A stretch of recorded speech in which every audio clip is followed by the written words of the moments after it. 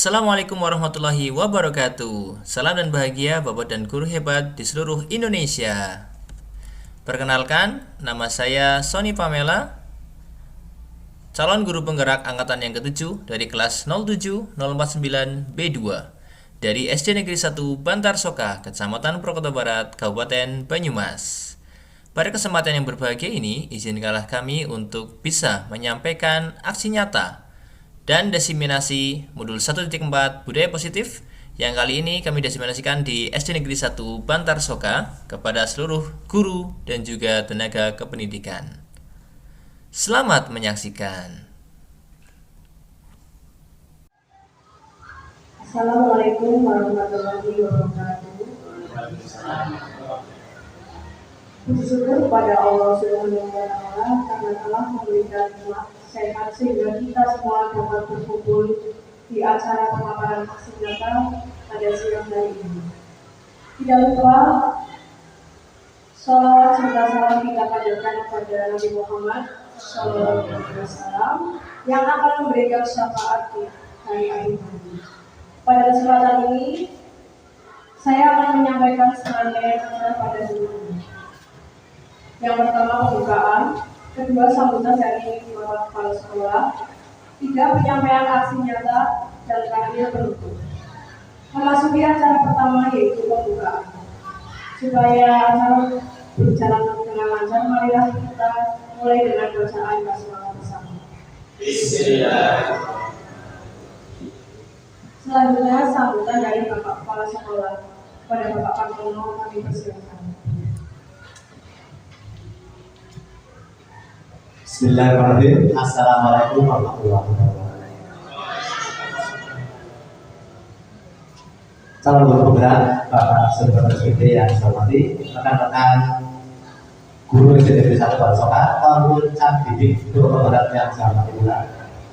Bulan pertama adalah kita berdoa berutama atas firman-Nya hari kita bisa dipertemukan di ulangan kelas 1 SD Negeri 1 Bantar Soka, tahun didik guru penggerak dalam rangka pemaparan aksi nyata dari Bapak Sony Pamela selaku calon guru penggerak.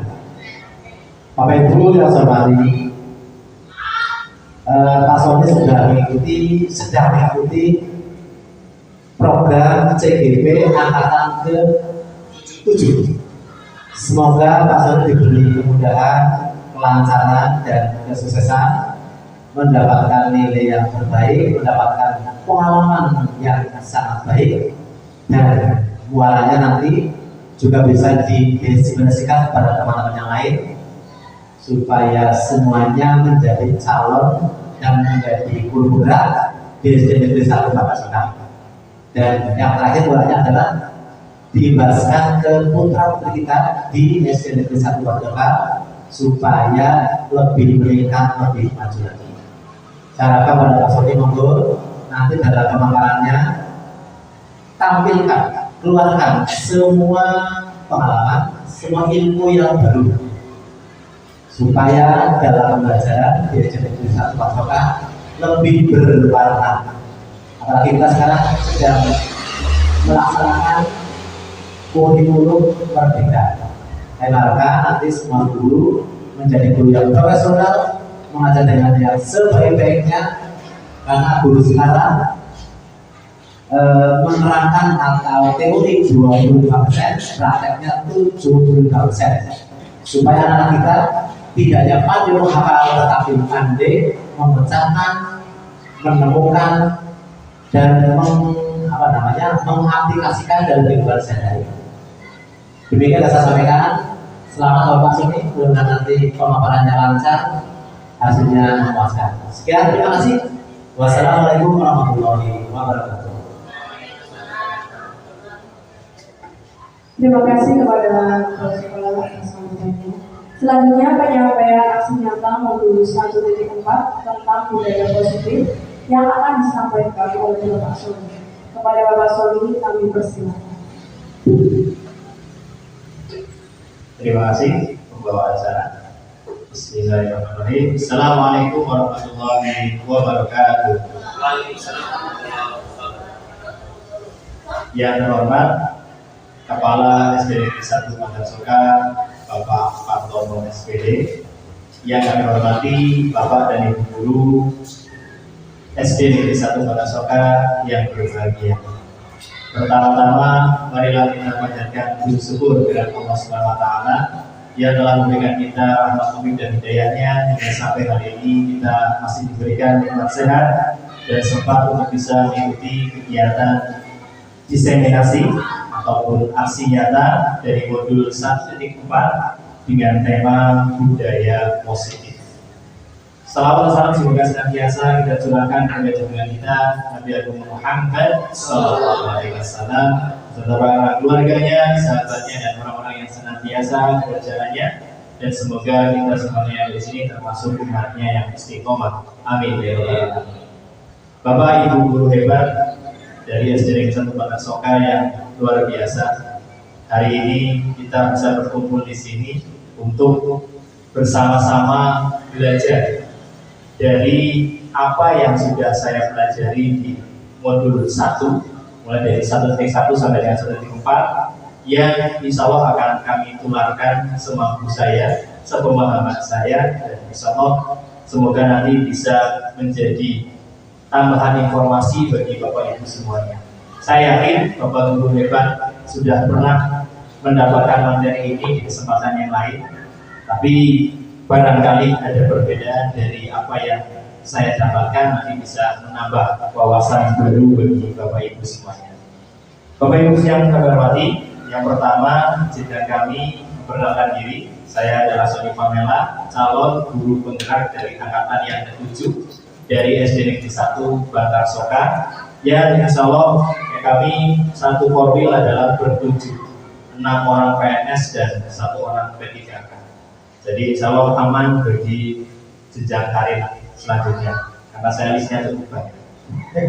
Bapak Ibu yang kami hormati, untuk kesempatan yang berbahagia ini, ya yang jelas nanti kita akan mencoba membedah apa yang sudah kita dapatkan di modul 1.4 tentang budaya positif. Bagaimana sebuah sekolah ini sangat penting apabila memiliki budaya yang positif yang bisa diterapkan di setiap harinya di kehidupan di sekolah kita. Dan saya ucapkan terima kasih yang sebesar-besarnya karena Bapak dan Ibu semuanya berkenan menghadirinya untuk bisa sedikit banyak mendengarkan apa yang akan saya sampaikan. Jadi di sini sangat dibutuhkan sekali bagaimana filosofi dari gelas kosong. Saya yakin Bapak Ibu semuanya ini sudah berisi semuanya, baik dari wawasan tentang keilmuan kependidikannya maupun yang lain-lain. Tapi izinkanlah kami hari ini untuk bisa Bapak Ibu menurunkan sedikit egonya untuk bisa mendengarkan dari awal sampai akhir, ya, semoga nanti bisa mendapatkan apa yang nantinya bisa digunakan di kehidupan untuk pembelajaran di SD Negeri 1 Pandasoka. Bapak Ibu yang kami hormati, ini ada beberapa pertanyaan yang ingin saya tanyakan. Yang pertama, hukuman dapat mendisiplinkan anak. Menurut Bapak Ibu, setuju atau tidak? Ya, kadang-kadang kita senang sekali potong kompas ya. Jangan ini, jangan itu. Kira-kira apakah hukuman itu memang dapat dengan efektif mendisiplinkan anak? Ya, mungkin ada yang menjawab iya, ada juga yang menjawab tidak. Pertanyaan yang kedua, pemberian hukuman dengan hal positif seperti membaca, membersihkan halaman sekolah, itu juga dapat mendisiplinkan anak, iya atau tidak? Kalau yang tadi pertama, lari lapangan 10 kali, kira-kira anaknya langsung disiplin? Langsung saat itu. Tapi setelahnya kita tidak tahu. Yang kedua, kalau hukumannya itu hal yang positif seperti membaca buku, membersihkan halaman sekolah, apakah itu juga bisa mendisiplinkan anak? Bisa iya, bisa tidak. Ya, maka hari ini kita akan coba membedah satu persatu. Dan yang terakhir, memberikan penghargaan dapat meningkatkan motivasi belajar anak. Setuju? Setuju. Ya, sampai detik ini kita setuju. Oke, sekarang kita coba bedah satu persatu. Ya, kita insya Allah akan belajar beberapa hal hari ini dan cukup banyak. Maka dari itu mohon kencangkan sabuk pengaman kita semuanya. Yang pertama adalah perubahan paradigma belajar. Yang kedua, disiplin positif. Yang ketiga, motivasi perilaku manusia. Yang keempat, kebutuhan dasar manusia. Yang kelima, posisi kontrol. Yang keenam, keyakinan kelas. Dan yang terakhir, segitiga restitusi. Dan saya lihat di beberapa materi platform Merdeka Mengajar juga sudah dicantumkan di topik-topik yang kita pelajari. Tapi mungkin barangkali ketika belajar mandiri dengan belajar dengan teman pasti akan sedikit ada perbedaan. Ya, maka dari itu Bapak Ibu semuanya, sebelum kita masuk ke 7 materi ini, izinkan kami untuk bisa sedikit memberikan semangat kepada Bapak Ibu semuanya. Oke, kalau saya ucapkan siapa kita, jawabnya soal 1. Nanti sampai dengan 3 kali. Dan yang terakhir, siapa kita? Soal 1. Siapa kita? Soal 1. Siapa kita? Soal 1. Soal 1. Sukses, sukses, sukses. Insya Allah. Bisa? Iya. Coba ya. Soal 1. Sukses, sukses, sukses. Insya Allah. Siapa kita? Soal 1. Siapa kita? Soal 1. Siapa kita? Soal 1. Soal 1. Sukses, sukses, sukses. Insya Allah. Luar biasa. Tunggu bagi kita semua. Ya. Oke, Bapak Ibu yang berarti tadi 3 pertanyaan pemantik sudah Bapak Ibu jawab ya, mulai dari hukuman. Apakah bisa mendisiplinkan anak? Bisa dengan cepat, tapi sedikit. Nah, nanti kita cari. Yang kedua, apakah motivasi bisa membuat penghargaan, bisa membuat motivasi menikah? Nah, sampai dengan detik tadi kita masih bisa jawab bisa. Nah, tapi sedikit. Nah, kita akan mulai dari yang pertama adalah perubahan paradigma belajar. Oke, kita punya tangan semuanya gitu Bapak Ibu? Insya Allah. Nah, sekarang saya ilustrasikan seperti ini.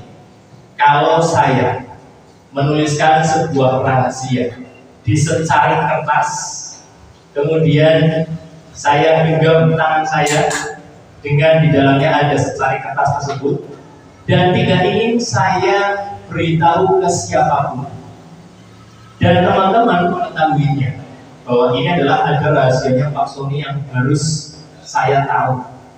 Apa sih? Pertanyaannya adalah bagaimana cara ibu dan bapak semuanya bisa tahu isi yang ada di dalam genggaman tangan saya? Caranya bagaimana? Dirayu, betul sekali. Satu dirayu. Ada lagi pertanyaan lain? Dipaksa, luar biasa. Dipaksa dengan rayuan, tidak mempan paksa nih.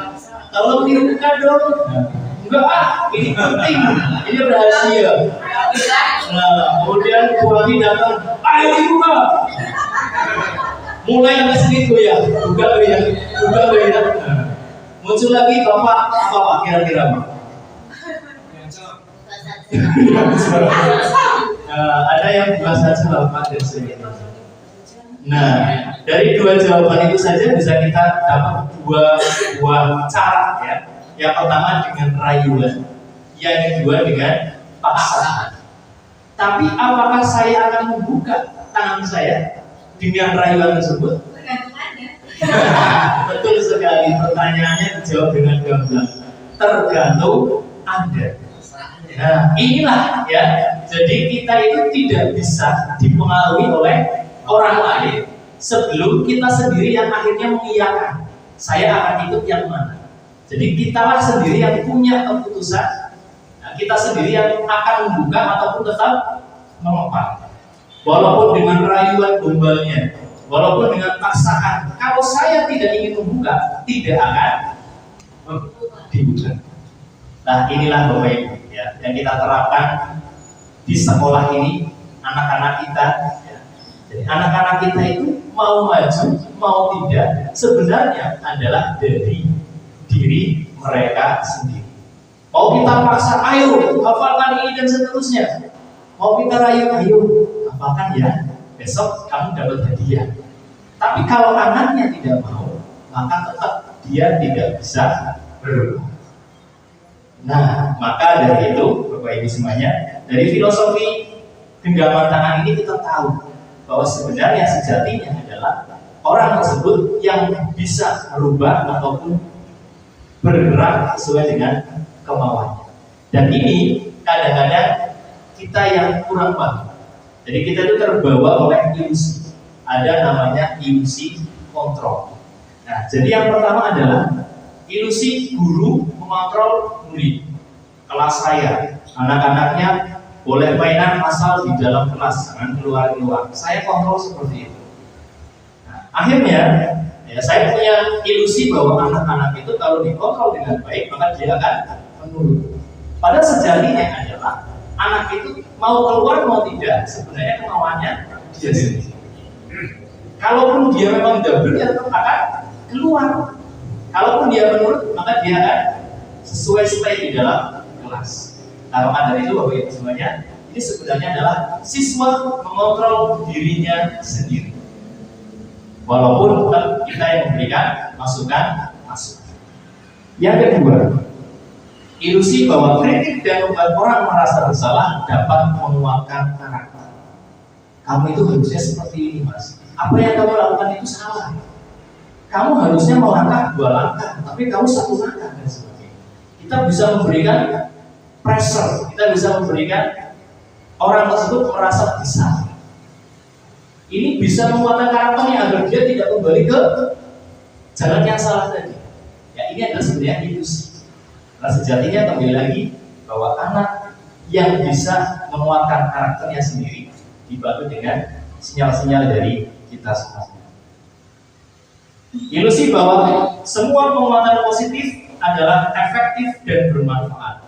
Apalagi kita dengan jarak yang cukup jauh dengan siswa-siswi kita, ya, maka kita seolah-olah menjadi seorang ketua yang terbaik. Ada masalah sedikit, kita langsung memberikan ketua dengan pengalaman hidup kita. Seolah-olah itu adalah bisa mengontrol apa yang bisa anak ya, yang tadinya negatif jadi positif. Ya, tapi ini masih sebatas kontrol dari luar. Kalau memang dia belum mengena ke dalam hatinya, belum mengena ke dalam motivasi dirinya sendiri. Jadi kita hanya sebatas seperti menyiapkan saja, ya. Tapi ketika anak tersebut tidak mau berubah, ini yang nanti akan menjadi tidak berubah. Nah, maka dari itu nanti kita akan mencoba satu persatu. Dan ini yang paling berbahaya, ilusi bahwa orang dewasa memiliki hak untuk memaksa. Ini biasanya senjata terakhir kita. Dan ini efeknya sangat cepat. Kamu harus seperti ini. Ini pun saya juga masih terkadang seperti ini, baik di sekolah maupun di rumah. Karena ini kita terkena ilusi ya, selama ini bertahun-tahun. Dan maka untuk memperbaikinya dibutuhkan waktu juga agar kita bisa benar-benar terhindar dari ilusi. Karena sejatinya orang dewasa tidak memiliki hak untuk memaksakan kehendak.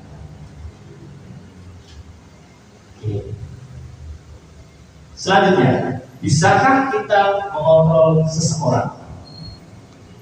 Nah, kalau di film mungkin ada hipnotis ya, langsung kita hipnotis, akhirnya kita bisa mengontrol pikiran dari orang tersebut.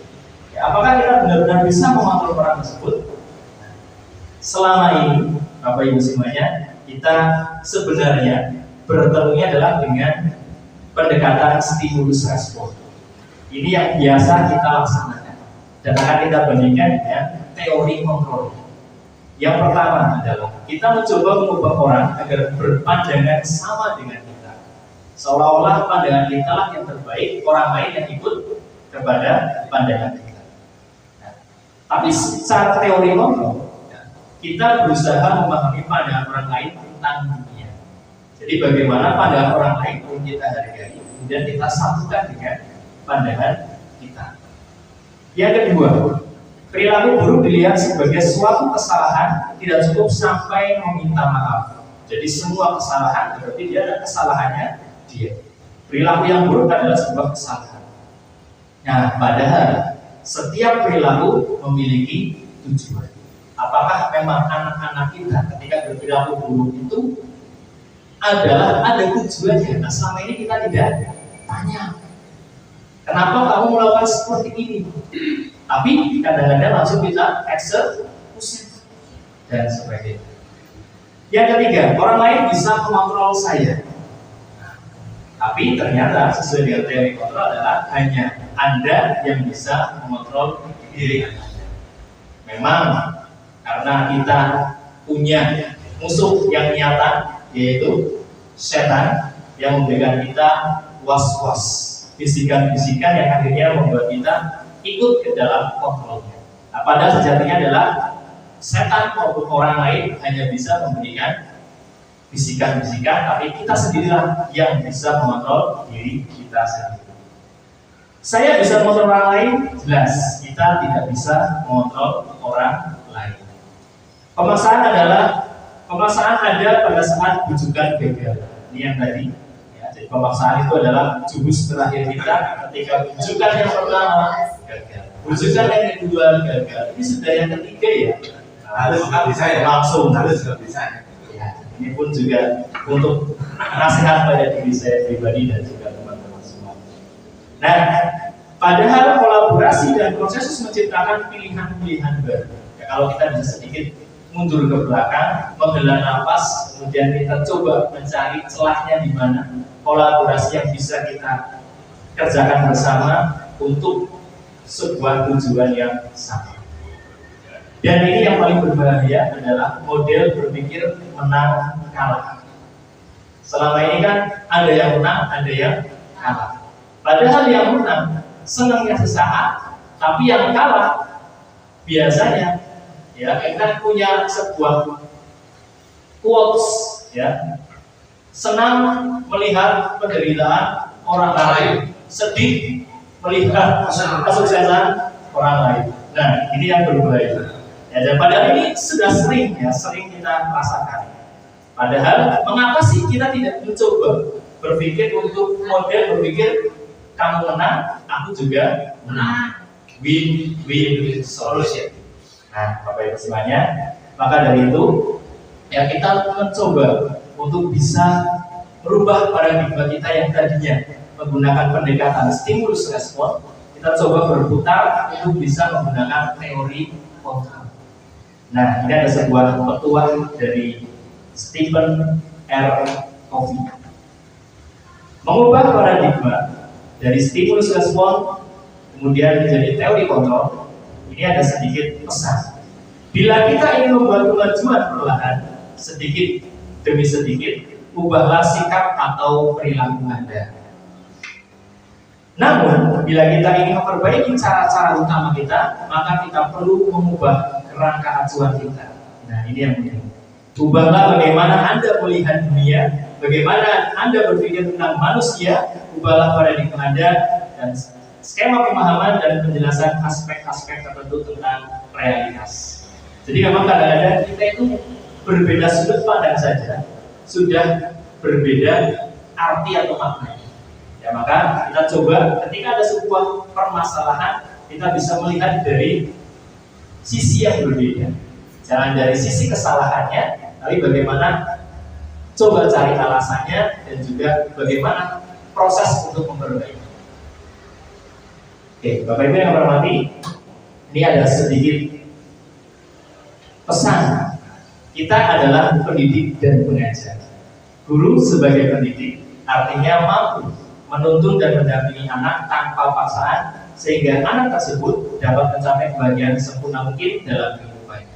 Sesuai dari kontrol, kita hanya bisa memberikan tuntunan yang terbaik kepada anak-anak didik kita. Tetapi tetap kita harus menggali motivasi dari dalam dirinya sehingga nanti akan keluar menjadi sebuah motivasi dari dirinya sendiri. Guru sebagai pengajar artinya mampu melakukan transfer ilmu kepada anak menjadi cakap dan terampil. Dan hal yang dilakukan guru sesuai dengan trilogi pendidikan Ki Hajar Dewantara. Ini memang luar biasa Bapak Ibu semuanya. Dengan semboyan Ingal sosum tulodo, ikmadium mamengkaso, tuburi hadayani. Di depan memberikan contoh, di tengah memberikan semangat, di belakang memberikan dorongan. Ini setelah saya membaca ini, saya teringat sosok kepala sekolah kita yang luar biasa. Bapak Patono SPD ini sudah melaksanakan ketiga-tiga. Di depan memberikan contoh, pagi hari berangkat kasih langsung mengamankan anak-anak, kelas yang kosong langsung diisi semuanya, luar biasa. Tepuk tangan bagaimana ini adalah sosok yang luar biasa baik. Kemudian di tengah memberikan semangat, ayo Pak Sony ikut CGP, ayo guru yang lain ikut CGP, ya, ayo Pak Sony semangat. Ini selalu saya mendapatkan semangat dari beliau, luar biasa. Dan yang terakhir adalah di belakang memberikan dorongan, ayo teman-teman yang belum ikut CGP ikut semuanya. Ini adalah jarang dimiliki oleh pemimpin-pemimpin di tempat yang lain. Tapi kepala sekolah kita sudah melaksanakan ketiga-tiganya. Tentang 20 Selanjutnya, filosofi pendidikan Ki Hajar Dewantara adalah menuntun. Menuntun yang bagaimana? Ya, kita hanya bisa memberikan tuntunan kepada anak-anak kita bahwa ini adalah langkah yang bisa kalian ikuti, langkah yang bisa kalian gunakan untuk mencapai kesuksesan. Ya. Kemudian menunjukkan dengan cara apa? Sesuai dengan kodrat alam dan juga kodrat zaman. Kodrat alam berarti bagaimana anak usia SD senang bermain, anak-anak suka dengan tantangan dan sebagainya. Kemudian kodrat zaman sesuai dengan zamannya. Karena ada sebuah penyair yang terkenal sampai saat ini, didiklah anakmu sesuai dengan zamannya. Karena anak tersebut tidak hidup di zaman tapi di zaman mereka. Dan mungkin kita pun juga sudah berbeda zaman. Dari zaman yang sebelum adanya internet, kemudian ada zaman yang setelah dewasa ketemu internet, bahkan sekarang dari lahir sudah ada internet. Ya, kita sudah ada 3 zaman yang berbeda. Nah, kemudian budi pekerti adalah menjadi hal yang wajib yang harus kita kuatkan menurut filosofi pendidikan Ki Hajar Dewantara. Karena dengan budi pekerti ini, anak-anak bisa tahu mana yang benar, mana yang salah.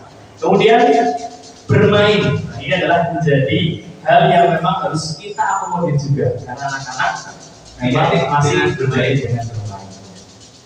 Nah, berhamba ini maksudnya adalah berpusat pada anak. Setiap pembelajaran yang kita gunakan adalah jangan sampai terus-terusan berpusat kepada kita. Kita adalah satu-satunya sumber belajar. Sekarang sudah tidak zaman lagi. Karena kita sudah kalah dengan namanya Mbak Google. Tapi bagaimana kita bisa meramu pendidikan pembelajaran di kelas kita sehingga kita punya peran yang tidak bisa digantikan oleh namanya Mbak Google dan sebagainya.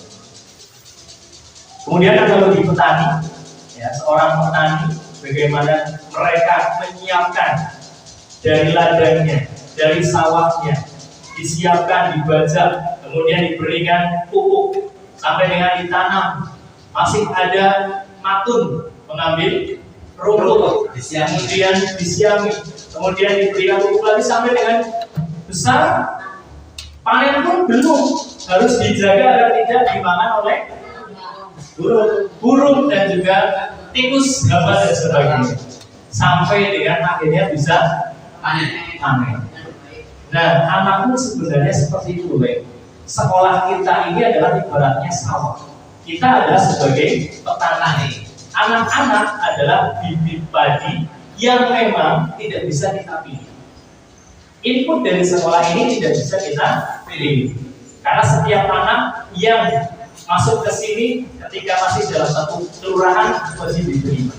Tapi kita punya pilihan bagaimana memberikan mereka pupuk, bagaimana memberikan mereka bimbingan hingga akhirnya ketika lulus menjadi lulusan yang terbaik, yang unggul sekali. Jadi ini analogi petani ternyata walaupun sepele bisa kita terapkan di sekolah kita. Sekolah kita adalah sekolah yang terbaik Inputnya kita tidak tahu, tapi outputnya usahakan adalah yang luar biasa. Kemudian selanjutnya kita masuk ke chapter. Materi yang kedua adalah tentang disiplin positif. Iya, saya juga tidak ada gambarnya. Oke, disiplin. Nah, kalau kita melihat, mendengar, merasakan ada kata disiplin yang muncul dari pikiran Bapak Ibu apa? Tepat waktu. Monggo. Kemudian apa lagi Bapak Ibu semuanya? Sesuai aturan. Kemudian tepat waktu sesuai aturan apa lagi? Tanggung jawab. Luar biasa. Nah, ini adalah makna disiplin yang sampai saat ini masih ada di dalam pemikiran kita. Tapi sebenarnya apa sih makna disiplin? Nah, makna kata disiplin sering berubah menjadi sesuatu yang dilakukan seseorang pada orang lain untuk mendapatkan kepatuhan. Ini berarti sama dengan yang kita tadi pikirkan. Tanggung jawab, tepat waktu, kemudian ya peraturan dan sebagainya. Kita mengartikan kata disiplin sebagai itu, sesuatu yang dilakukan seseorang pada orang lain untuk mendapatkan kepatuhan. Kecenderungan umum adalah menghubungkan kata disiplin dengan ketidaknyamanan. Harus datang tepat waktu, harus sesuai aturan. Kalau tidak berarti akan mendapatkan sanksi. Selama ini kata disiplin kita artikan seperti itu. Ya, bukan dengan apa yang kita hargai atau pencapaian suatu tujuan mulia. Nah, padahal disiplin tujuannya adalah kita menghargai diri kita sendiri dan mencapai tujuan yang mulia untuk diri kita juga teman-teman di sekitar. Jadi disiplin adalah dari kata disiplina yang artinya belajar. Oh, ternyata disiplin artinya belajar. Makna asal dari kata ini berkorelasi dengan disiplin dari murid-murid Sokrates dan Plato. Nah, ini adalah pemikir-pemikir dulu, ya. Jadi filosofis, mereka mencari pembelajaran-pembelajaran ketika saat itu belum mulai awalnya adanya ilmu pengetahuan. Nah, disiplin diri membuat orang menggali potensinya menuju sebuah tujuan apa yang dihargai. Apa yang dia hargai. Jadi kalau kita menggali potensi yang ada pada diri kita untuk sesuatu yang dia hargai sebagai suatu nilai yang bisa kita terapkan dalam kehidupan kita sehari-hari. Nah, nilai-nilai inilah yang akan kita pelajari. Nilai-nilai kebajikan. Nilai-nilai kebajikan adalah sifat-sifat positif manusia yang merupakan tujuan mulia yang ingin dicapai setiap individu. Jadi nilai-nilai kebajikan ini bersifat universal, jadi dapat diterima di segala hal, lintas bahasa, suku bangsa, agama maupun latar belakang. Bagaimana nilai-nilai kebajikan ini bisa kita terapkan dan juga diterima oleh seluruh suku bangsa, agama maupun latar belakang.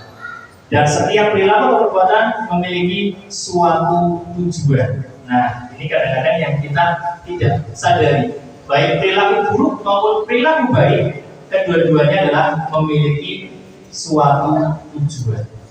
Nah, ini PR kita adalah ketika ada sebuah permasalahan, kita bisa mencari tahu apa sebenarnya tujuan dari permasalahan tersebut.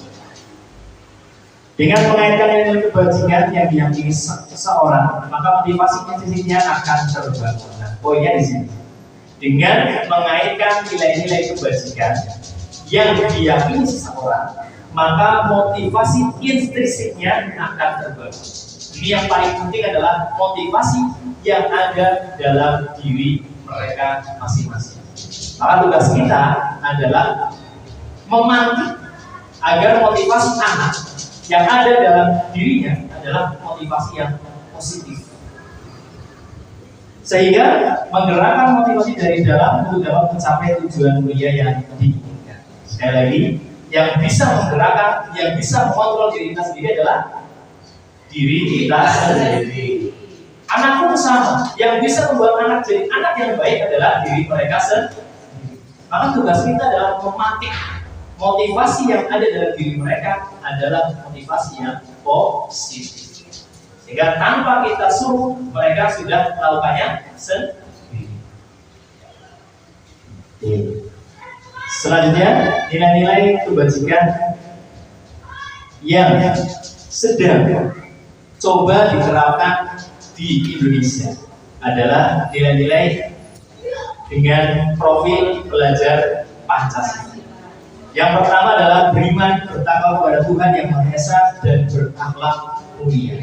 Ini luar biasa, memberikan porsi beriman dan bertakwa di nomor 1. Ini adalah mengartikan bahwa Indonesia memang negara yang agamis. Yang kedua adalah mandiri. Bagaimana anak-anak kita coba untuk mempunyai nilai-nilai kebajikan mandiri, tidak cengeng, tidak manja, tapi memang sesuai dengan kodrat alam, ya, sesuai dengan porsinya. Anak SD, anak SMP tentu akan berbeda dengan anak SMA dan sebagainya. Kemudian bernalar kritis, kita mencoba membuat anak-anak didik kita menjadi punya nalar kritis terhadap suatu permasalahan, berkebinekaan global, bergotong royong, dan juga kreatif. Kita masuk ke pembahasan yang ketiga, motivasi perilaku manusia. Nah, kalau kita melihat 1 dan 2, untuk menghindari ketidaknyamanan atau hukuman, apa yang akan terjadi apabila saya tidak melakukannya? Kadang-kadang kalau kita menyuruh anak melakukan suatu hal, dia berpikir daripada dihukum. Ini berarti dia masih hanya motivasi eksternal. Yang kedua, untuk mendapatkan imbalan dari orang lain atau institusi, apa yang akan saya dapatkan apabila saya melakukan ini? Kadang-kadang kita juga masih, apa sih yang saya dapatkan? Apa sih hadiah yang bisa saya peroleh untuk melakukan hal ini? Nah, berarti motivasinya masih sebatas eksternal. Dari luar, motivasi eksternal. Tapi untuk menghargai diri sendiri menjadi insan yang sesuai dengan harapan kita. Saya akan menjadi orang seperti apa apabila saya melakukan hal tersebut? Berarti dia kan bertanya pada dirinya sendiri. Dia memotivasi dirinya sendiri. Saya akan jadi seperti apa apabila saya datang tepat waktu? Apabila saya mematuhi peraturan. Nah, maka ini adalah motivasi dari dalam dirinya sendiri atau biasa kita sebut dengan motivasi internal. Nah, merdeka menurut Ki Hajar Dewantara, merdeka itu artinya tidak hanya terlepas dari perintah, akan tetapi juga cakap buat memerintah diri sendiri.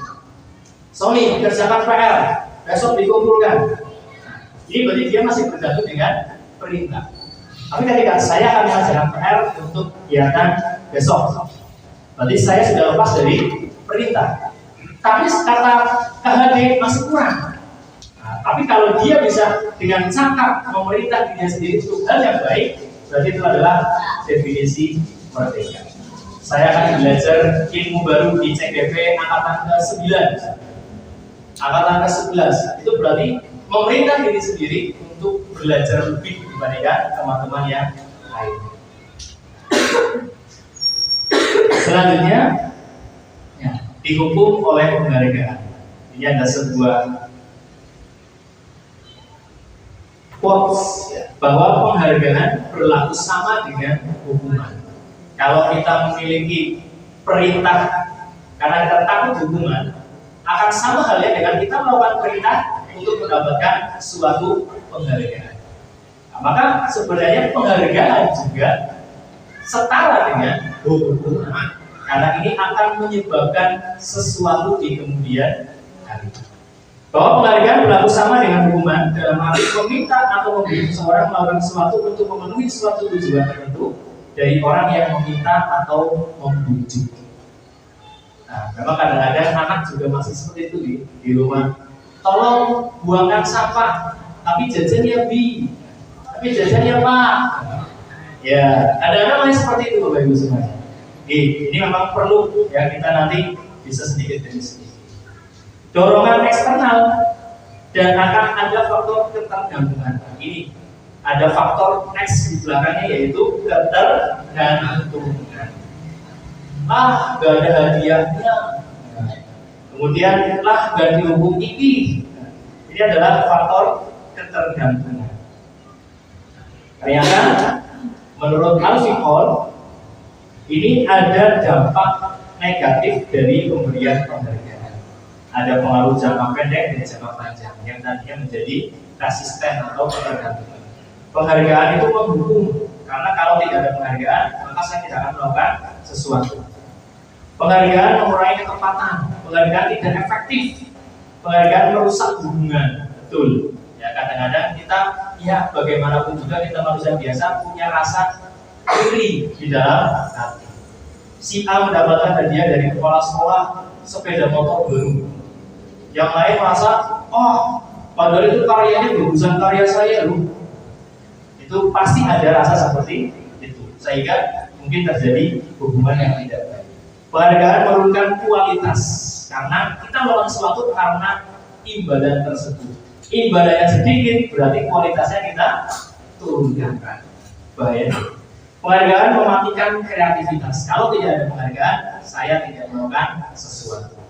Penghargaan mengurangi motivasi intrinsik, karena ini selalu dicocoki dengan faktor X tertular. Berarti motivasi dirinya sendiri justru malah berkurang. Oke, kalau hukuman dan penghargaan itu kurang tepat, lalu apa? Selama ini kan kita punya, kalau nggak dihukum diberi penghargaan. Yang dihukum yang paling bawah siswanya, yang paling tinggi diberikan penghargaan. Yang selalu dihukum tidak pernah mendapatkan penghargaan, yang selalu diberi penghargaan tidak pernah diberikan hukuman. Pernah berpikir sama seperti itu, Bapak Ibu? Nah, lalu yang tepat bagaimana? Penghargaan kita ganti dengan apresiasi atau pengakuan. Bedanya apa? Dalam memberikan apresiasi, pengakuan perlu diingat beberapa hal. Yang pertama, beri pengakuan secara khusus kepada si A, si B, si C sampai dengan absen yang terakhir, atau secara pribadi. Kemudian beri pengakuan kepada semua murid atau bergantian. Yang paling tinggi selalu dipuji, yang paling bawah selalu dihukum, yang tengah-tengah tidak pernah dapat apa-apa. Nah, ini maka kita coba untuk merubah bagaimana penghargaan kita jadi sebagai apresiasi. Yang tinggi tetap dapat porsinya apresiasi untuk dirinya, yang tengah maupun yang bawah juga tetap mendapatkan hak yang sama untuk mendapatkan apresiasi atau pengakuan. Dan ini dilakukan secara konsisten. Fokus pada prosesnya, hasilnya seperti apa? Walau-walau. Yang penting kita coba sedikit-sedikit untuk fokus kepada proses memberikan pengakuan kepada anak-anak kita. Lalu bagaimana proses apresiasi? Ini ada contohnya. Ada 3 bagian dari apresiasi. Yang pertama adalah pembuka, yang kedua nilai kebajikan apa yang akan kita tunjukkan, dan situasinya yang dilakukan tersebut seperti apa. Contohnya, kemarin saya perhatikan rasa empatimu besar sekali pada saat menolong murid baru yang ada di kelas kita. Berarti 3, pembuka, nilai kebajikannya apa, situasinya bagaimana. Saya menghargai kemudianmu pada saat kamu membantu teman-temanmu di tugas kelompok. Terima kasih untuk rasa tanggung jawabmu pada saat kamu memungut kertas-kertas yang berserakan di lantai. Simpel Bapak Ibu, ya, tapi ini nanti akan merasuk ke dalam otak anak, dan mungkin kedepannya dia akan melakukan hal-hal demikian yang lainnya, yang baru, yang bisa membuat kita, wah, anak ini berubah dan sebagainya. Ya, maka coba kita ganti hukumannya, kita ganti penghargaannya yang bersifat eksklusif hanya untuk anak yang tinggi. Kita ganti dengan apresiasi untuk semua peserta didik kita. Hukuman kita ganti dengan konsekuensi. Maka ya, konsekuensinya apa ketika kamu melakukan hal tersebut? Nah, hukuman sesuatu yang menyakitkan harus terjadi. Kamu lakukan ini, push up 100 kali. Sesuatu harus terjadi sesuai dengan konsekuensi logis untuk konsekuensi. Karena kamu melakukan hal demikian, maka ada konsekuensinya. Kira-kira apa konsekuensinya? Nah, kita nanti bisa saling diskusi dengan peserta didik kita. Kemudian hukuman juga membuat sakit fisik, ya. Anak jadi membenci kedisiplinan, bersifat paksaan, mendorong anak menyakiti dirinya sendiri, malah jadi tantrum. Pernah Bapak Ibu ada siswa yang jadi tantrum di sini karena dihukum? Tidak ya. Kalau di tempat yang lain kemarin push up berapa ratus kali, akhirnya malah masuk ke rumah sakit. Ya, luar biasa. Kemudian anak belajar untuk menyembunyikan kesalahan. Akhirnya dia tidak mau jujur atas kesalahan yang dia lakukan. Enggak, aku nggak ngelakuin apa-apa. Karena takut dia akan dihukum. Nah, kemudian marah, merasa bersalah, dipermalukan, merasa tak dihargai, dan sebagainya. Nah, konsekuensi ini akan membuat anak menghargai disiplin. Agar aku tidak melakukan ini, agar aku tidak mendapatkan ini, maka aku akan tidak melakukan hal tersebut. Ya, maka dia akan menghargai disiplin. Kemudian ada mendorong anak agar mudah menyelesaikan diri, konsep dirinya menjadi baik. Anak belajar untuk mematuhi peraturan. Ya. Kehilangan hak dibuat tidak nyaman, dia singkat untuk sementara waktu saja. Saat ketika dia melakukan sebuah kesalahan. Hukuman atau konsekuensi. Coba Bapak Ibu perhatikan. Mencatat 100 kali di dalam buku kalimat saya tidak akan terlambat lagi karena terlambat ke sekolah. Ini hukuman atau konsekuensi? Hukuman. Yang kedua, lari mengelilingi lapangan basket sebanyak 2 kali karena telah datang ke sekolah. Kira-kira kalau dari 2 ini mana yang konsekuensi? Yang atas. Ya, karena ini lebih soft dibandingkan hukuman. Ya.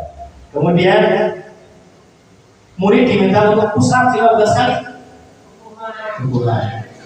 Menggantikan kertas tugas teman yang telah dicoret-coret. Konsekuensi. Luar biasa.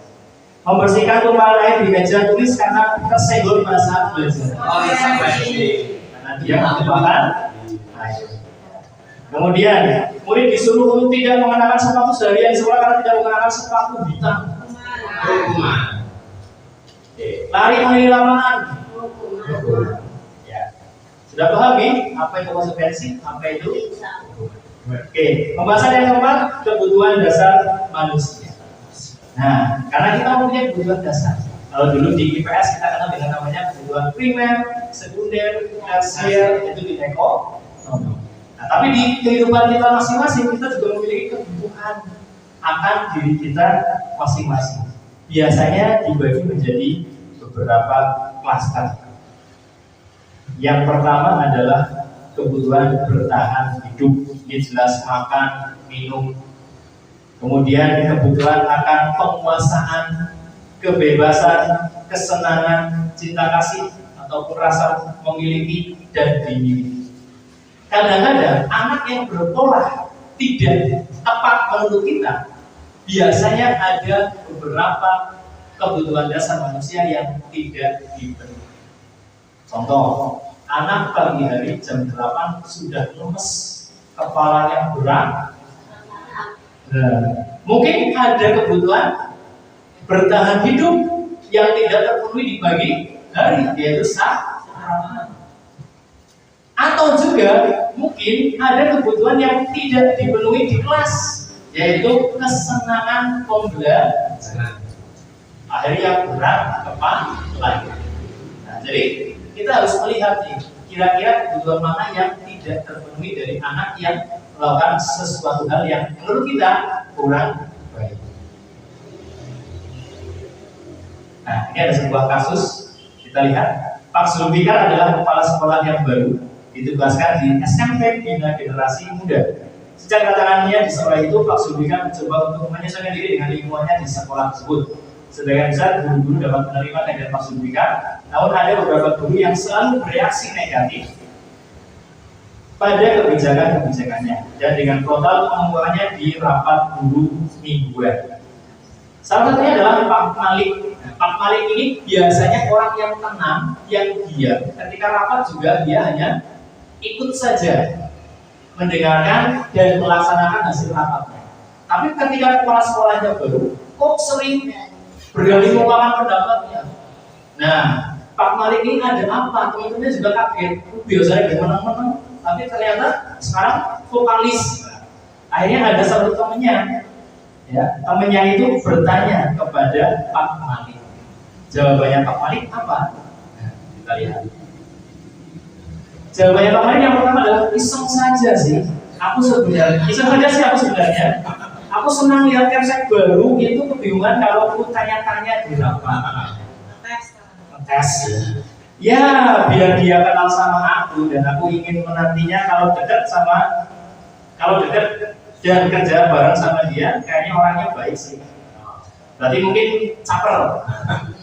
Saya sebenarnya nggak paham beliau bicara apa tadi maksudnya, ya, tapi saya ingin ya seolah-olah kayak saya komputer gitu lah. Bahwa saya bertanya-tanya dan sebagainya. Yang keempat, gaya ngomongnya Pak Zulfikar itu monoton sekali, bosan jadi mendengarkannya. Saya pikir tidak akan selesai ngomongnya bisa tidak. Ini ada satu buah tindakan, ternyata ada 4 kebutuhan dasar yang tidak terpenuhi. Apa saja? Nah, yang pertama adalah kesenangan. Iseng aja sih. Saya pengen ngetes beliau. Nah, itu kan dia butuh kesenangan.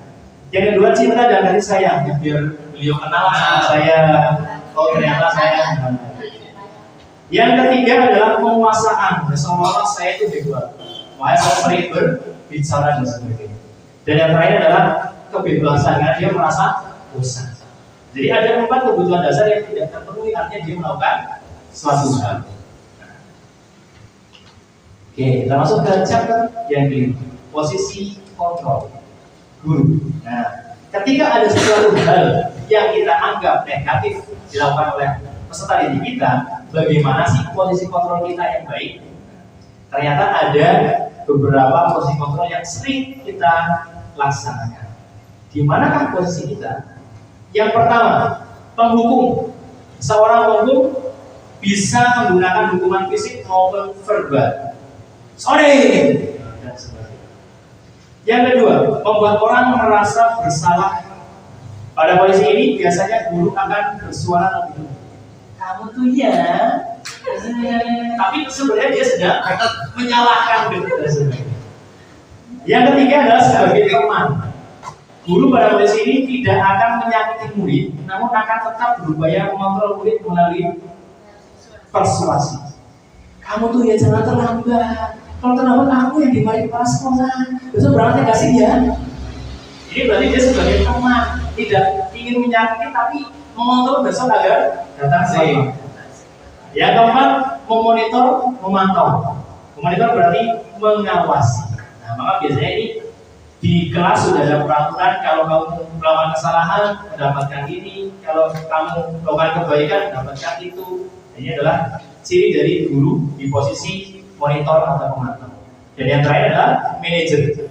Posisi terakhir adalah manajer. Posisi manajer di mana guru berbuat sesuatu bersama dengan murid, mempersilahkan murid mempertanggungjawabkan perilakunya, mendukung murid agar dapat menemukan solusi atas permasalahannya sendiri. Jadi lebih kepada memberikan pengertian kepada anak, ya, berdiskusi bagaimana memecahkan suatu masalah yang dihadapi dan sebagainya. Nah, ini sebenarnya ada sebuah video, ya, tapi karena soundnya tidak mendukung, maka kita lewatkan. Nah, ini penghukum. Kita masuk ke penghukum. Yang dilakukan oleh guru biasanya adalah menghardik, menunjuk-nunjuk, menyakiti, menyindir dan sebagainya.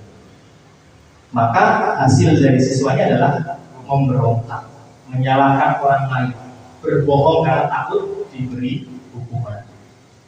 Siswa akan berkata, biarkan saja, nanti juga marah-marah lagi. Kemudian akibat beasiswa adalah mengulangi kesalahannya. Justru malah tidak baik. Kenapa? Karena motivasi dari yang dia lakukan adalah karena eksternal, karena takut untuk dihukum.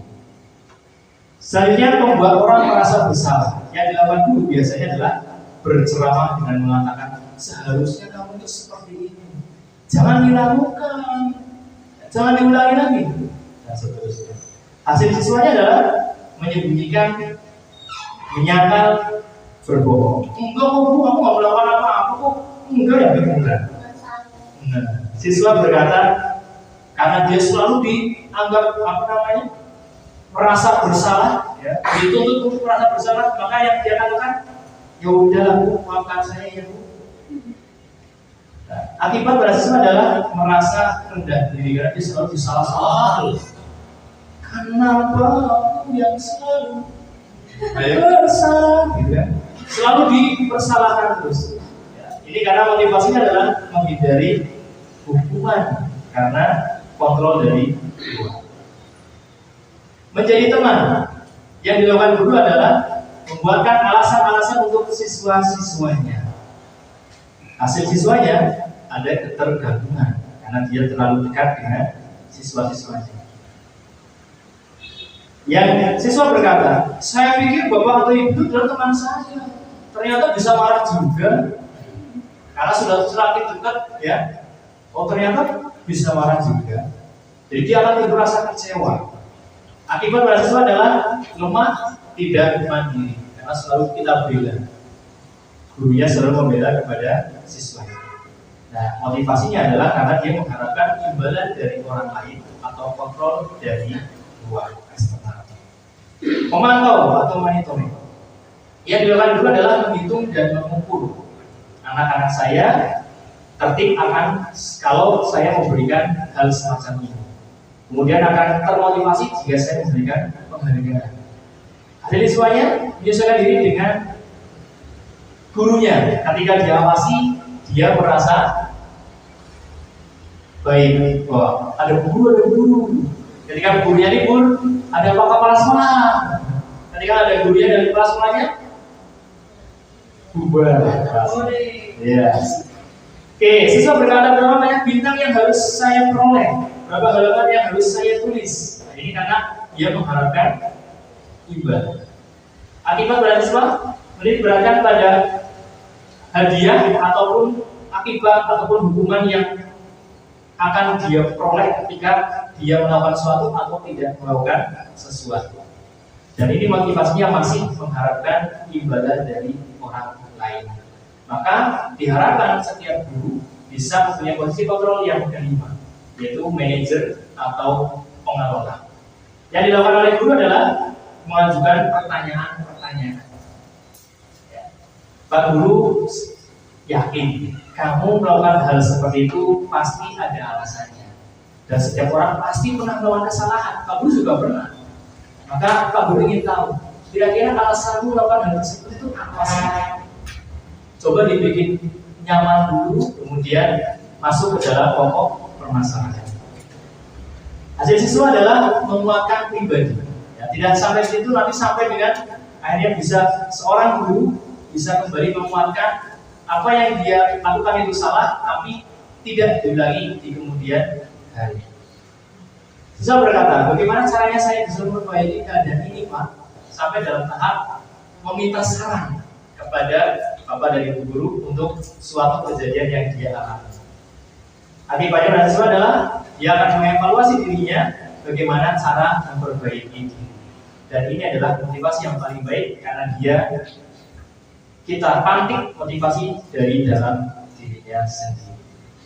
Ya, itu jadi kurang lebih 5 posisi kontrol yang bisa kita coba untuk bagaimana caranya kita masuk ke posisi manajer. Walaupun mungkin saat ini kita masih menjadi posisi kontrol penghubung, ataupun merasa bersalah, ataupun care sama anak-anak seperti teman, ataupun yang terakhir, yang keempat adalah mengontrol. Nah, dan yang terakhir manajer inilah yang bagaimana caranya kita coba sedikit-sedikit untuk dikejar sampai di sana. Nah, sekarang kita lihat. Kalau ada kalimat seperti ini, kira-kira siapa yang mengatakannya? Apakah penghubung ataupun pembuat rasa bersalah? Ya. atau pemantau ataupun manajer. Kita lihat. Yang pertama, saya kecewa sekali dengan kamu. Kira-kira ini siapa yang mengeluarkan kalimat seperti ini? Guru di posisi mana yang mengeluarkan kalimat saya kecewa sekali dengan kamu? Membuat rasa bersalah. Betul sekali. Yang kedua, kamu tidak pernah benar melakukannya ya. Kamu selalu salah. Kamu tidak pernah benar melakukannya. Apa ini? Bang, Bu. Ayolah, lakukan demi Bapak. Bapak kan gak enak sama kepala sekolah, kamu terlambat terus. Apalagi lewat depan kantornya Bapak kepala sekolah. Ini apa? Mantap. Apakah kamu mau mendapatkan stiker bintang hari ini? Maka datanglah tepat waktu ya. Ini apa? Ini adalah pemantau. Ya, ini yang keempat. Yang kelima, bagaimana kamu bisa menyelesaikan masalah ini? Manager. Ya. Bagaimana kamu bisa menyelesaikan masalah ini? Ya, bagaimana kita bisa membuat anak berpikir, oh iya ya, ini tanggung jawabku, aku harus menyelesaikan masalah ini. Tapi bagaimana caranya ya? Nanti bisa dikembalikan kepada guru. Yang terakhir, kamu selalu yang paling terakhir dalam kesalahannya. Ya, ini tergantung dari eksekusinya seperti apa. Bisa menghukum, bisa membuat rasa bersalah. Kalau diimbangi dengan hukuman, maka jadi menghukum. Kalau hanya sebatas itu, berarti nanti membuat rasa bersalah. Nah, ini itu dijelaskan. Oke, yang ke-6, keyakinan kelas. Nah, ini kelas dari TK Tunas Riba. Ini jalan-jalan ke Batu Raja.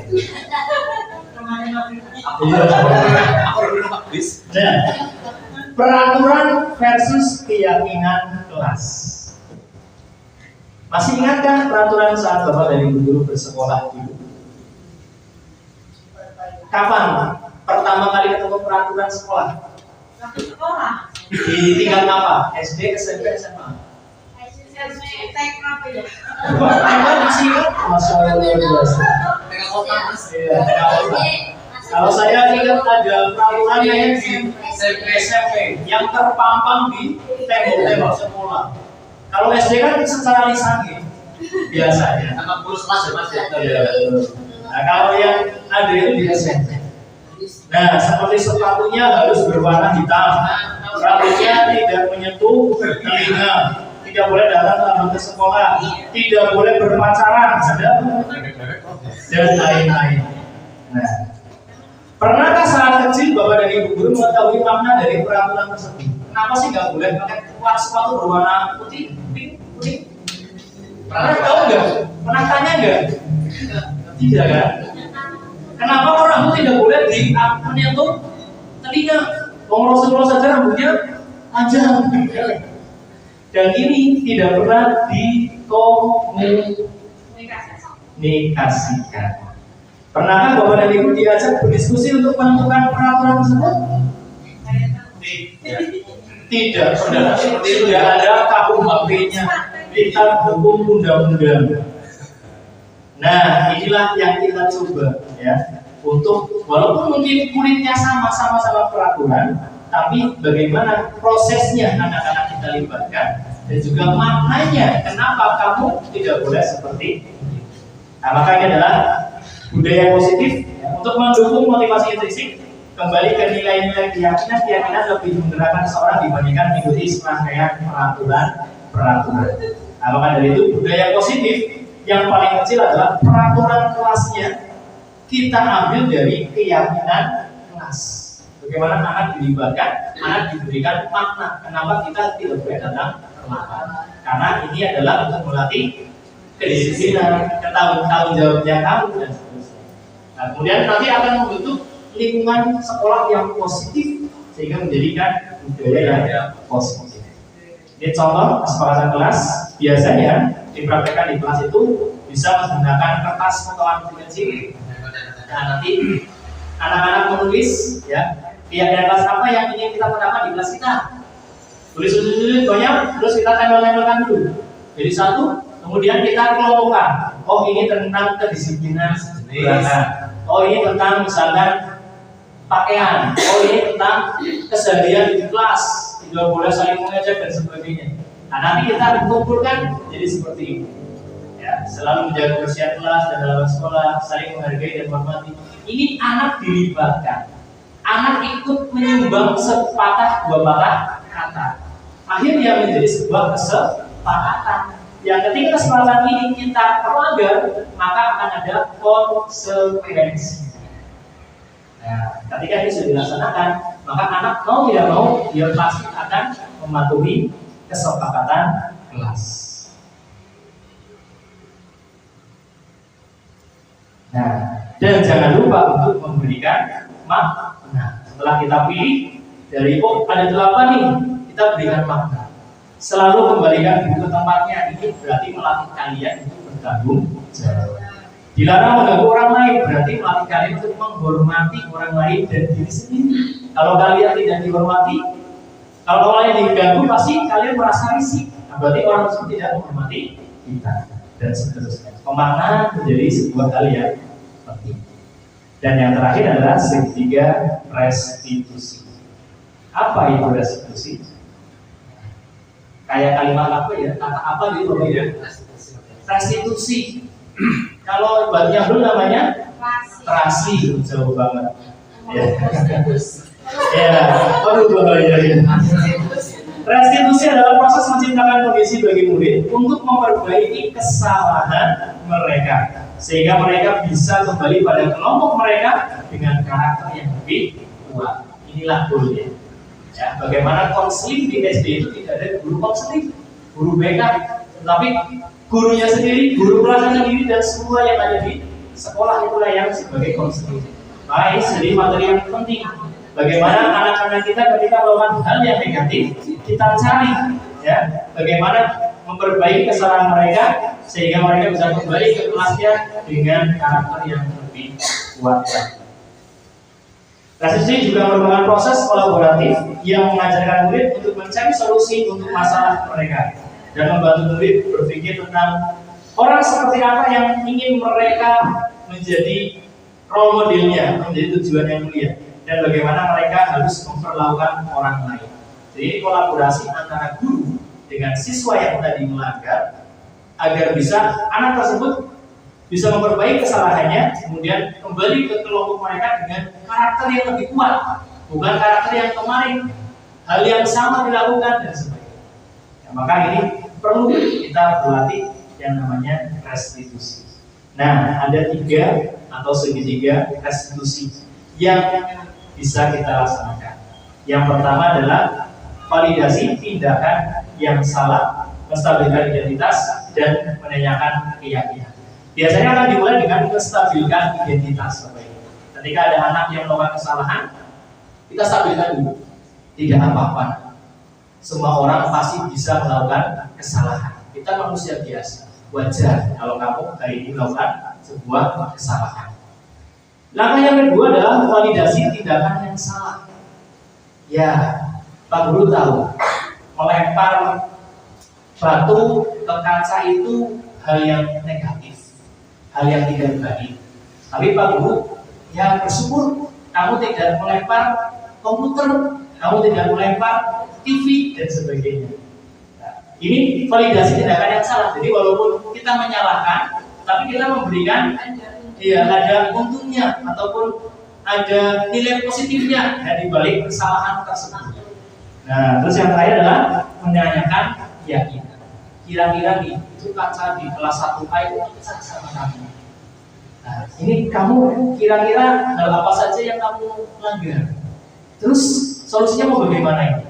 Kacanya pecah, sudah terlanjur pecah. Kamu pelakunya dan sebagainya. Nah, nanti anak akan berpikir kira-kira bagaimana ya Pak? Ya udah seperti ini. Yuk kita cari solusinya. Ayahmu gimana? Nah, ibumu gimana? Kamu cerita ke siapa? Dan seterusnya. Ya, jadi yang pertama stabilisasi dulu emosinya, identitasnya distabilkan dulu, tidak apa-apa. Semua orang bisa melakukan kesalahan. Kemudian memvalidasi kesalahannya dan memberikan hal baik dari kesalahannya. Walaupun seberat apapun ya, nanti kita cari yang lebih berat untuk membuat mereka lebih, oh ternyata belum terlalu parah dan sebagainya. Dan yang terakhir adalah mencari solusinya dengan menanyakan keyakinan. Ya, ini juga ada sebuah video, tapi kita lewati karena soalnya tidak bisa masuk. Dan yang terakhir, ya kita friendly, stabilkan identitas. Nah, ini adalah untuk membuat anak merasa yang tadinya merasa gagal karena berbuat salah menjadi positif terhadap dirinya. Yang minimal tenang dulu. Nah, guru dapat berkata, berbuat salah itu hal yang manusiawi. Tidak ada manusia yang sempurna. Bapak dan Ibu juga berbuat salah. Kita pasti bisa menyelesaikan masalah ini bersama.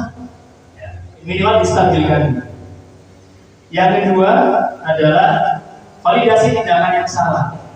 Membantu siswa mengenali kebutuhan dasar apa yang ingin dipenuhi oleh anak tersebut. Ya, mungkin dia melempar kaca karena dia ingin kebebasan, karena dia ingin mendapatkan kepuasan, kemudian perhatian ya, karena tidak diperhatikan dan sebagainya. Ini juga nanti perlu dikorek ya, perlu kita cari. Kemudian pada dasarnya setiap tindakan manusia ada tujuannya. Jelas tadi adalah ada kebutuhan dasar yang tidak terpenuhi. Guru dapat berkata, kamu bisa saja akan melakukan hal yang lebih buruk, tapi kamu tidak melakukannya. Maka apresiasi itu. Kemudian kamu pasti punya alasan mengapa melakukan hal tersebut. Apa sih sebenarnya yang penting bagi kamu? Oh, aku ingin diperhatikan, Pak, dan seterusnya. Kamu boleh tetap berusaha menjaga sikap itu, tapi tambahkan sikap yang baik ya, sikap yang lain ya, dan seterusnya. Nah, yang terakhir adalah menanyakan keyakinan. Anak melihat kesalahannya dihubungkan dengan norma sosial dan nilai-nilai yang mendasari manusia berinteraksi dengan orang lain. Guru dapat berkata, apa nilai yang kita percaya di kelas atau sekolah kita? Nilai-nilai universal atau kebajikan apa yang telah kita sepakati? Nah, kok ini Pak? Nah, berarti kamu telah melanggar nilai-nilai yang sudah kita sepakati. Kelas yang ideal itu seperti apa sih? Kamu ingin menjadi anak yang seperti apa? Nah, ini untuk membuat anak bisa lebih ya, minimal dia tahu kesalahannya apa dan mencari apa solusi. Nah, ini ada pembagian. Identitas yang gagal adalah hukuman. Tapi identitas yang sukses adalah disiplin, baik dari konsekuensi maupun restitusi.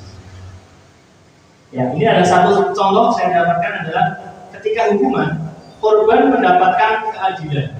Langsung anak yang nakalin anak yang lain diberikan hukuman, berarti adil. Satu dinakalin, satu dihukum oleh gurunya adil. Nah, tapi kalau konsekuensi, korban bisa diabaikan. Nanti fokusnya adalah kepada anak yang melakukan pelanggaran. Tapi kalau restitusi, korban mendapatkan ganti. Jadi ada hal yang memang lebih daripada konsekuensi.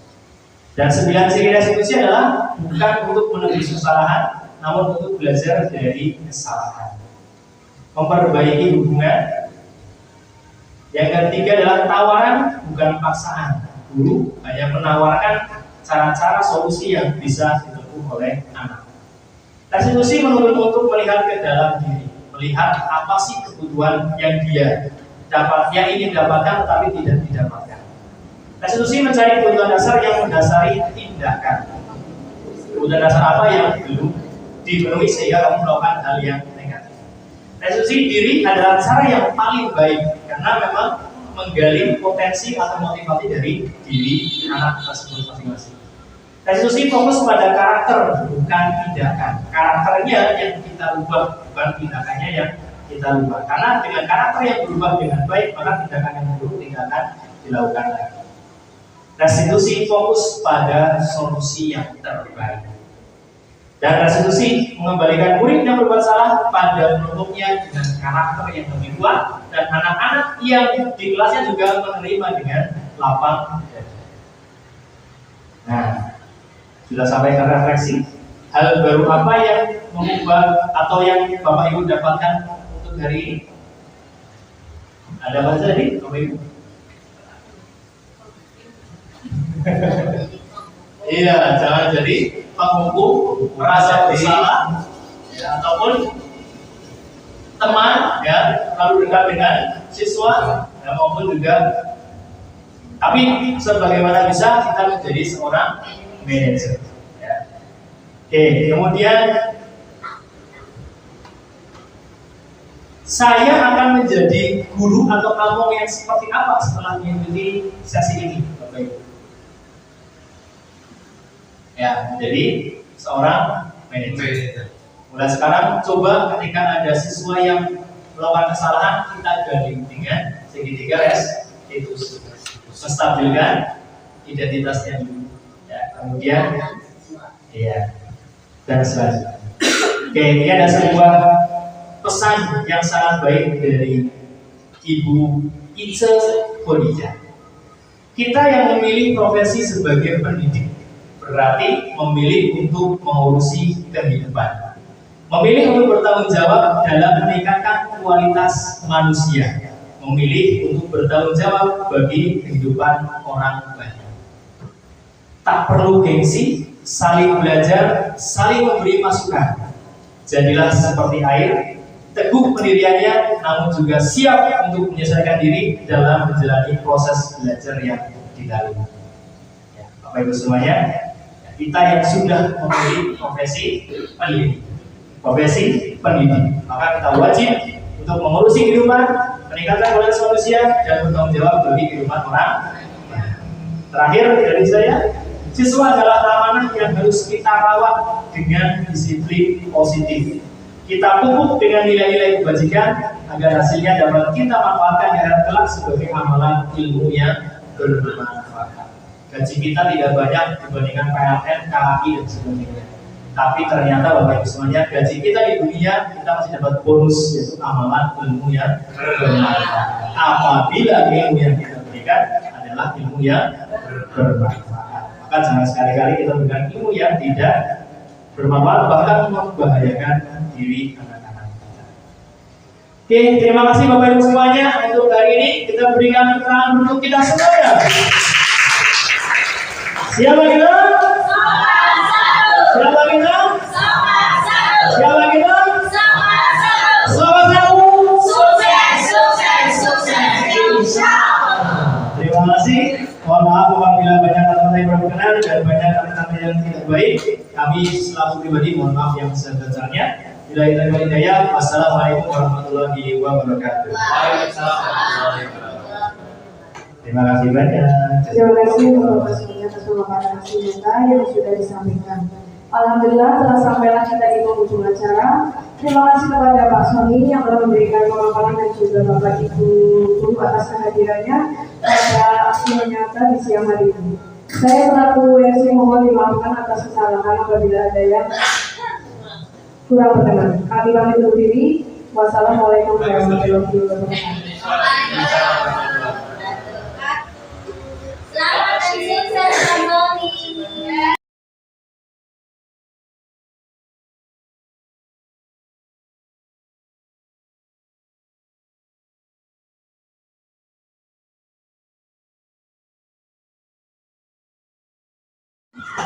Assalamualaikum warahmatullahi wabarakatuh. Waalaikumsalam warahmatullahi wabarakatuh. 4B. Sukses, insyaallah. Ya, anakku yang Pak Guru sayangi dan Pak Guru banggakan. Ya, setiap hari kita melihat ya ada saja anak yang datangnya terlambat. Tadi pagi ada 2. Kemudian kadang-kadang juga ada anak yang tidak mengerjakan PR. Akhirnya nilainya ala kadarnya. Kemudian yang Pak Guru sudah bilang membawa catatan harian untuk sholatnya kadang-kadang lupa tidak terbawa. Nah, ini mungkin terjadi karena kesepakatan kelas kita belum ada. Ya, maka dari itu teman-teman semuanya, hari ini Pak Guru ingin mengajak kalian untuk membuat suatu keyakinan kelas yang nantinya bisa mengatur kita semuanya agar bisa lebih tertib, agar bisa lebih baik lagi ke depannya sehingga menjadi anak yang lebih rajin lagi. Setuju? Setuju. Ya, tapi teman-teman semuanya, Pak Guru tidak akan memulai dari Pak Guru, ya. Tapi Pak Guru ingin kalian mencurahkan pendapatnya tentang hal-hal apa yang ingin kita sepakati bersama-sama, ya. Boleh. Nanti kalian Pak Guru berikan ini namanya kertas note, ya, atau biasa kita sebut sticky note. Nah, nanti kalian tulis kira-kira apa yang bisa kita jadikan sebuah kesepakatan yang nantinya bisa membuat kita jadi lebih baik lagi. Ya, tolong perhatikan, jangan menggunakan kata negatif seperti tidak. Ya, misalkan tidak boleh mencontek. Nah, berarti harus jujur dalam mengerjakan ulangan. Bisa gitu? Bisa. Positif. Tidak datang terlambat, jangan seperti itu. Tapi datang tepat Waktu. Bisa seperti itu? Bisa. Ya, jangan menggunakan kata tidak, jangan dan sebagainya yang negatif, tapi gunakan sesuatu yang positif. Tuliskan, ya, tidak mengerjakan PR. Nah, diganti dengan mengerjakan tugas tepat waktu. Bisa seperti itu? Bisa. Masing-masing anak Pak Guru kasih 2 lembar, ya. Silakan jangan bilang jangan, ya. Silakan ditulis dengan kalimat yang positif yang akan kita yakini bersama sehingga menjadi keyakinan kelas atau kesepakatan kelas bersama. Nah, nanti setelah itu kita akan tuliskan kesepakatan bersama yang kita sepakati hari ini di sebuah kertas yang nanti kita tanda tangani bersama. Kita pajang di belakang, ya, atau nanti di depan saja biar kelihatan. Setuju? Ya, jadi sementara kita akan mencari, ya, kesepakatan kelas apa yang pas untuk kelasnya kita. Siap? Semuanya boleh berpendapat. Ini nanti Pak Guru bagikan 2 kertas. Teman-teman silakan boleh diisi masing-masing kertas, tulisi 1. Jadi nanti kalian berpendapat 2 buah. Pak Guru kalau kurang gimana? Minta kertas lagi ke Pak Guru. Siap? Oke, yuk kita mulai, ya. Pak Guru akan membagikan kertas terlebih dahulu. Oke, nanti kita akan baca semua, ya, semua pendapat dari teman-teman yang kalian tuliskan di sini. Nanti silakan kita akan cari apakah ada yang sama atau tidak, kita kelompokkan dan nanti kita sepakati bersama-sama. Boleh makan sambil minum. Boleh makan sambil minum.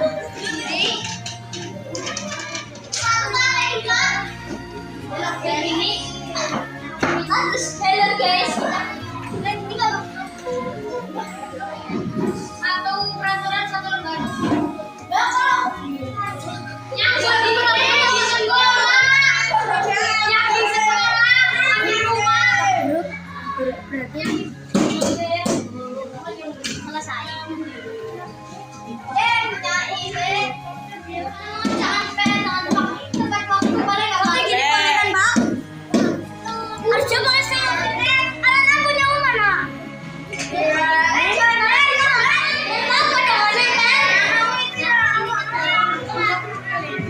Oke, setelah kalian menuliskan kesepakatan kelas yang menurut kalian terbaik, Pak Guru nanti dengan bantuan 3 teman kalian, ada Renam, ada Reza, dan juga Mbak Ilona, akan mengelompokkan apakah ada yang sama, ya, antara satu orang dan orang yang lain.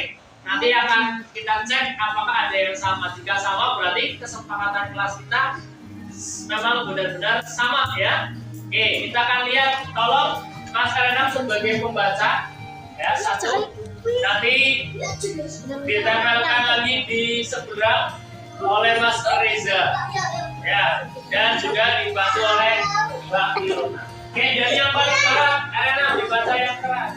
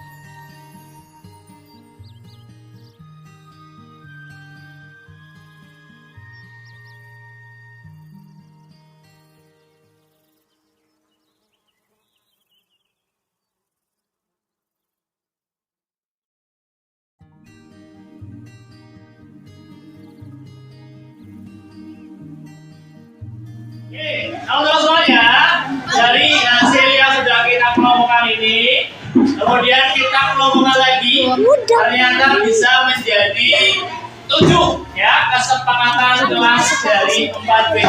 Yuk kita baca bersama-sama kesepakatan kelas 4B. 1, 2, 3.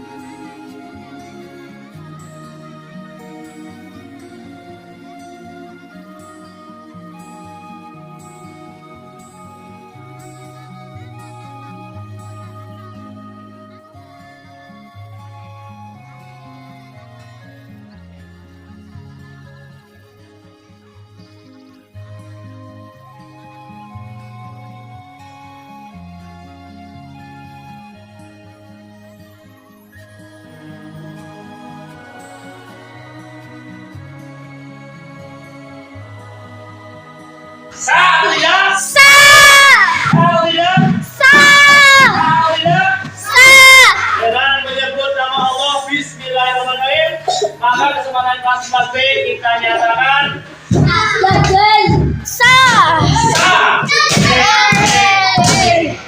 Nah, terakhir teman-teman semuanya, agar kita semuanya ingat, Pak Guru minta tolong kepada salah satu teman kita yang tulisannya bagus.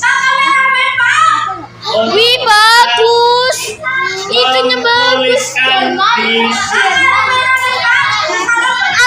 Pak. Tulisannya bagus, Pak. Bagus sekali. Oke, kan?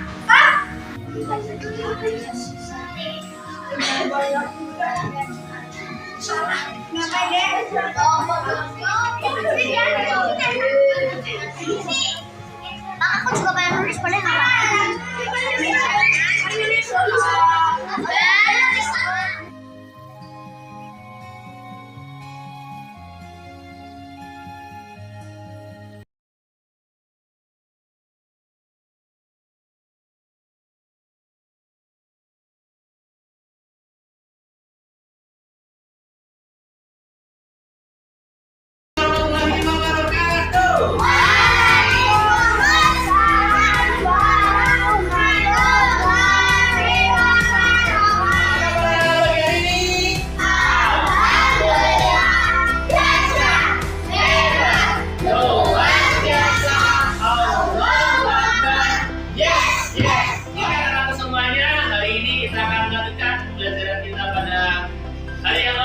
Yaitu tentang matematika, yang mana hari ini kita akan melanjutkan pembahasan mengenai sudut ya. Ada tulisan masih Pak? Tidak ada ya? Oke. Bahasanya ada tulisan? Mbak Maisa bagaimana? Maaf Pak Guru, tadi sepatu saya dilempar oleh Dava pada saat pelajaran PJOK Pak, ke tengah lapangan. Iya. Iya Pak, tadi sih dasar jahit banget Pak.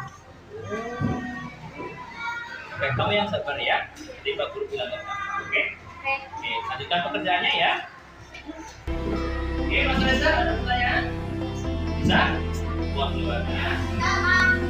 Mas Bapak? Oke, sip. Lanjutkan terus. Wah, Mas Dava, ada yang bisa ditanyakan? Bisa Pak, bisa. Tidak ada. Oke. Mas Dava, nanti setelah istirahat kedua ke kantor ya, temui Pak Guru. Oke, siap, Pak Guru tunggu ya. Ya, ada pertanyaan Mas Satria? Assalamualaikum. Waalaikumsalam. Pak Dava, silakan masuk ya. Salam dulu Dava. Terima kasih Pak.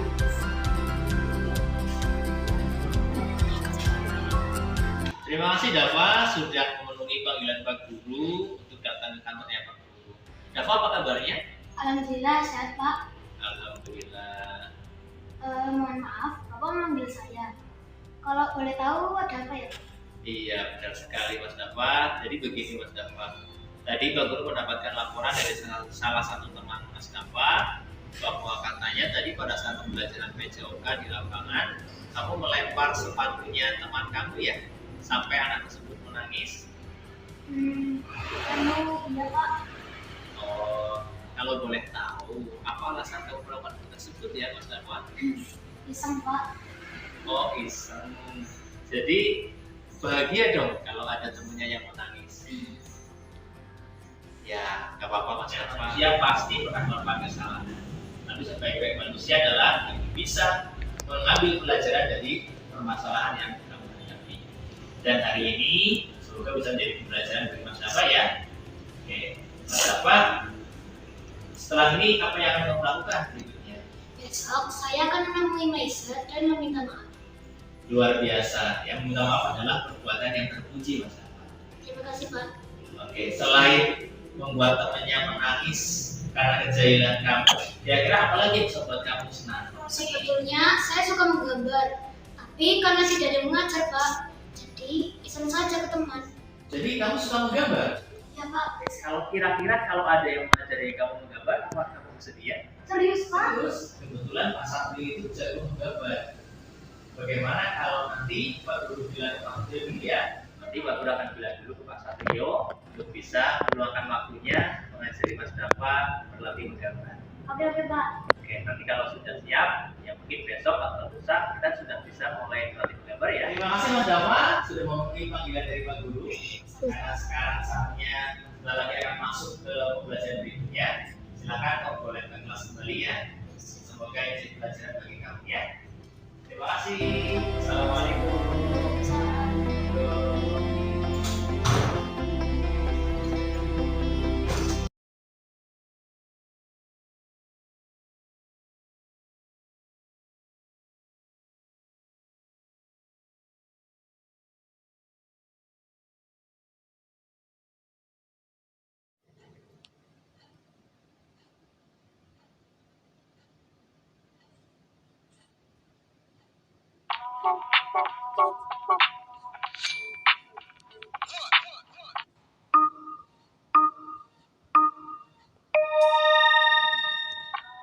Question has image.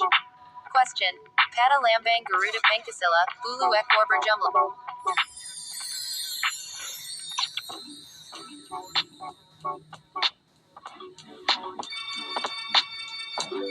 Question.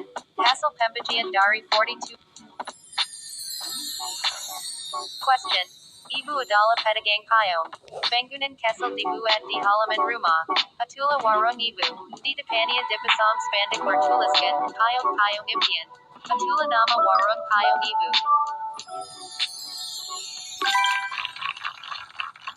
Question. Bentuk pendek dari 5.00